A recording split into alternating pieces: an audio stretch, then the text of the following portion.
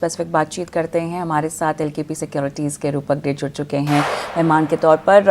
रूपक, hi morning और स्वागत है आपका आज का बाजार में। सबसे पहले चलिए बाजार की चाल के साथ ही शुरुआत करना चाहते हैं। कैसे एनालाइज करेंगे आज की बाजार के ट्रेड को?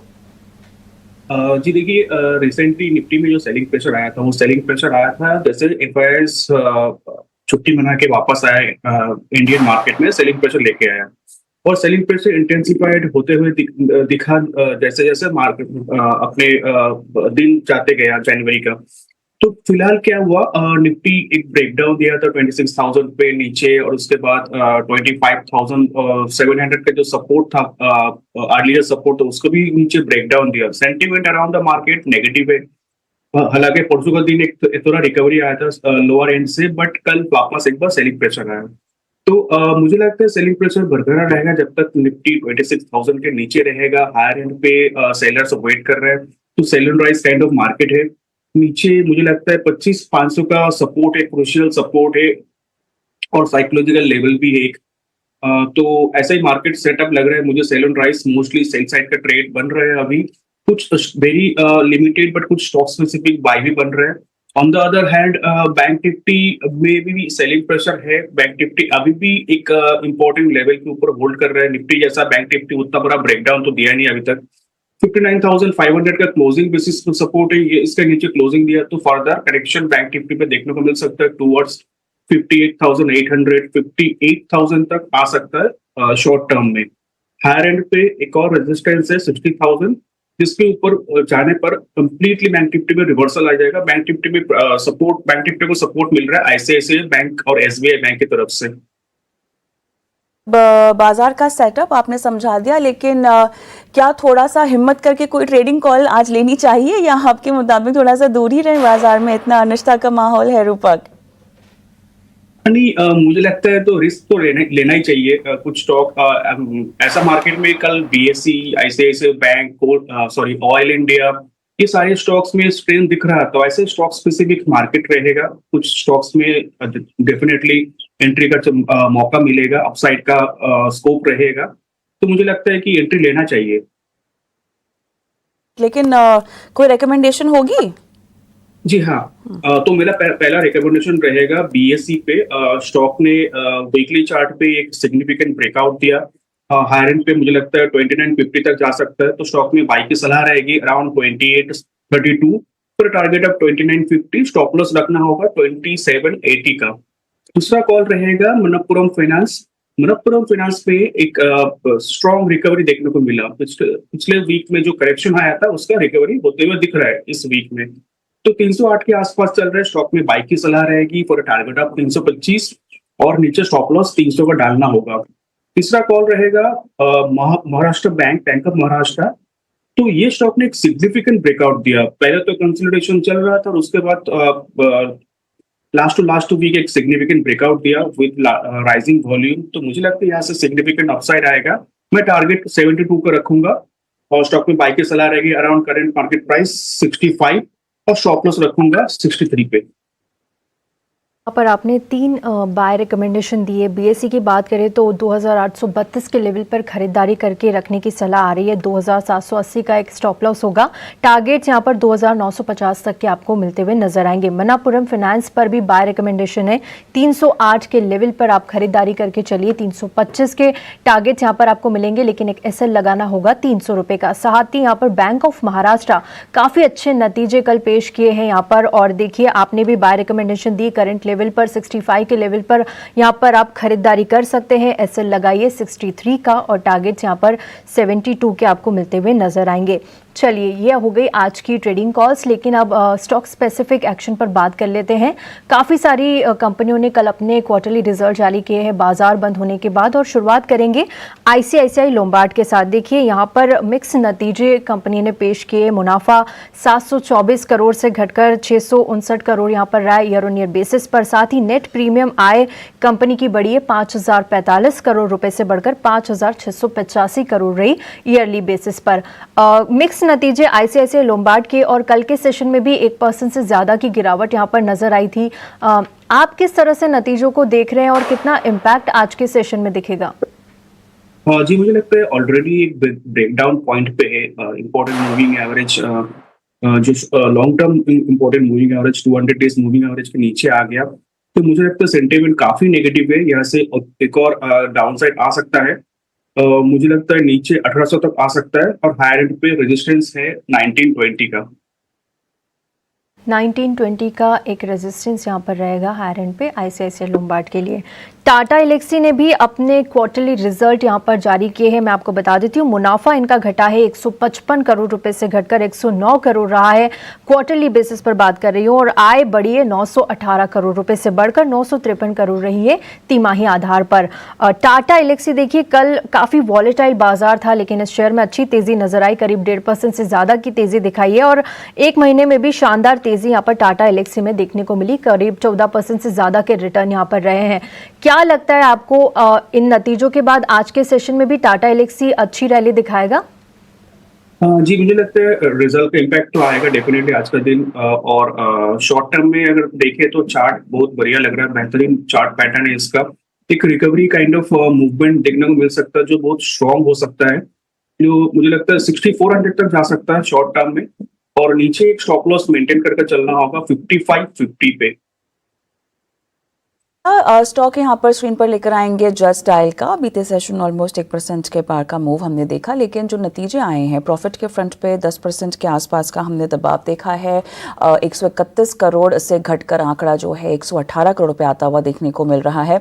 आय की बात करें 287 करोड़ रुपए से बढ़कर 305 करोड़ रुपए, ये नंबर यहाँ पर दर्ज करती हुई कंपनी ने पेश किए हैं। 1.5% की मजबूती के साथ बीते सेशन क्लोजिंग हुई है, लेकिन 733 का भाव है। कुछ करना चाहिए, कुछ रेकमेंड करेंगे आप? मुझे लगता है कि एक लॉन्ग पोजीशन बनाया जा सकता है, क्योंकि सिग्निफिकेंट करेक्शन के बाद एक बार बेस फॉर्मेशन काइंड ऑफ चीजें देखने को मिल रहा है टाटा जस्ट डायल में। तो मुझे लगता है यहाँ से एक रिकवरी आ सकता है, जो रिकवरी स्टॉक को 800 तक लेके जा सकता है। और नीचे एक स्टॉप लॉस मेंटेन करना है 720 की, तो 720 के नीचे रिकवरी जो अटेम्प्ट रहेगा फेलियर हो जाएगा। 720 तक का स्टॉप लॉस आपको यहाँ पे रेकमेंड करने की सलाह जस्ट डायल में दी जा रही है। लेकिन अदानी एनर्जी की बात करते हैं और इनका आया है बिजनेस अपडेट Q3 और अक्टूबर दिसंबर तिमाही में 18,000 करोड़ का ऑर्डर यहाँ पर मिलता हुआ देखने को मिल रहा है। ट्रांसमिशन ऑर्डर है ये। और ओवरऑल ऑर्डर बुक अगर हम देखें तो यहाँ पर 77,787 करोड़ पर ये आता हुआ दिखाई दे रहा है। ओवरऑल अब रणनीति इसमें कैसे आगे बनाकर चलनी चाहिए? 2% की कमजोरी और 932.45 का भाव। रिसेंट चार्ट में हम एक सिग्निफिकेंट फॉल देख सकते हैं। और वीकनेस है स्टॉक के अंदर 920 का एक लेवल रहेगा, जिस लेवल को वॉच करना रहेगा। और 920 के नीचे वीकनेस और इंक्रीज हो सकता है, तो फिलहाल कोई रिकमेंडेशन नहीं है। 920 के नीचे करेक्शन आ सकता है। फिलहाल कोई रिकमेंडेशन अदानी एनर्जी सॉल्यूशंस पर यहीं दे रहे हैं रूपक। और आगे बढ़ते हैं, स्पार्क को लेकर एक पॉजिटिव खबर है। ऑन्कोलॉजी और इम्यूनोलॉजी सेगमेंट पर कंपनी ने फोकस बढ़ाया है और इनका ऑर्डर बुक भी यहाँ पर बढ़ता हुआ नजर आया है। स्पार्क को आप किस तरह से देख रहे हैं? पिछले 6 महीनों में 15% से ज़्यादा ये टूटा है और आखिरी सेशन की बात करें तो यहाँ पर करीब 1% के आसपास की तेज़ी नजर आई थी। क्या इस खबर के बाद कोई बड़ा इम्पैक्ट आज के सेशन में दिखेगा? जी स्पार्क देखिए पिछले कई दिनों से ये साइडवेज पैटर्न लेके चल रहा है, खास कुछ मूवमेंट नहीं है। बट मुझे लगता है 133 का एक स्टॉप लॉस रख के बाय कर सकते हो, थोड़ा रिस्की बाय रहेगा। 133 टूटा तो एग्जिट, नहीं टूटा तो 144 तक जा सकता है। 30 का लेवल अहम होगा, अगर नहीं टूटा तो 140 तक आप इसके लेवल्स आते हुए देख रहे हैं। आगे बढ़ते हैं और रेल टेल को लेकर भी एक खबर है, लेकिन खबर नेगेटिव है। यहाँ पर बिहार एजुकेशन प्रोजेक्ट काउंसिल ने कंपनी के 3 प्रोजेक्ट्स यहाँ पर कैंसिल कर दिए हैं। करीब 609 करोड़ के ये प्रोजेक्ट्स थे जिन्हें यहाँ पर बिहार एजुकेशन डिपार्टमेंट ने कैंसिल कर दिया है। अभी तक यहाँ पर खबरें आती थी कि यहाँ पर बड़े ऑर्डर्स मिले हैं, लेकिन अब देखिए यहाँ पर ऑर्डर्स कैंसिल होने की खबरें हैं। कल के सेशन की भी बात करें तो आधे % से ज्यादा की गिरावट रेल टेल में रही है और पिछले 5 दिनों में ही करीब 8% तक ये टूटता हुआ नजर आया। क्या लगता है इतने बड़े ऑर्डर कैंसिलेशन से आज कोई बड़ा इम्पैक्ट रेल टेल पर नजर आ सकता है? मुझे लगता है कि नेगेटिविटी गहरा सकता है और नीचे 20 तक आ सकता है। और हाई रेट पे 350 का एक रेजिस्टेंस रखना होगा, मतलब स्टॉप लॉस रखना होगा। शॉर्ट पोजीशन या पोजीशन अगर निकाल देते हो उसका स्टॉप लॉस 350 के ऊपर रखना होगा। 350 के ऊपर लॉन्ग पोजीशन बना सकते हो, बट तब तक शॉर्ट पोजीशन या पोजीशन रिड्यूस कीजिए। जैसे इंडिया लेकर आएंगे स्क्रीन पर, जहां पर गुजरात सरकार के साथ करार होने की खबर। रिन्यूएबल एनर्जी प्रोजेक्ट्स के लिए ये करार हुआ है। Solar, wind, battery storage projects के लिए ये करार होता हुआ दिखाई दे रहा है। प्रोजेक्ट्स में अनुमानित निवेश जो है लगभग 25,000 करोड़ का लगता हुआ रिपोर्ट हुआ है। 1.4% की कमजोरी के साथ 255.20 पर क्लोजिंग हुई है। और शॉर्ट टर्म के लिए इसको कंसिडर करें, चार्ट्स क्या कहते हैं?